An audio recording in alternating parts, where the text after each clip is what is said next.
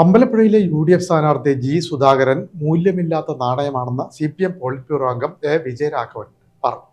പാർട്ടിയിൽ നിന്ന് പുറത്തുപോയവർ പറയുന്നത് പ്രശംസയായി കണ്ടാൽ മതിയെന്നും വിജയരാഘവൻ പറഞ്ഞു. SDPIയുടെ നിലപാട് വ്യക്തമാക്കേണ്ടത് അവർ തന്നെയാണ്.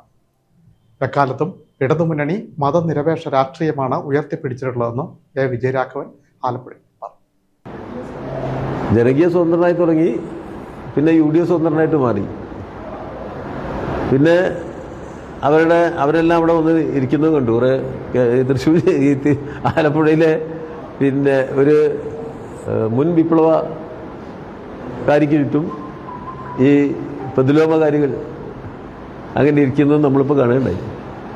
അത് കഴിഞ്ഞ് അദ്ദേഹം തന്നെ നടത്തിയ പ്രസ്താവനകളാണ് ഇതൊക്കെ. നമ്മളതിന് ഞാൻ ആദ്യം പറഞ്ഞ പോലെ വലിയൊരു വെയിറ്റ് ഇട്ടിട്ട് നമ്മളതിൻ്റെ പിന്നിൽ തൂങ്ങേണ്ട കാര്യമില്ല.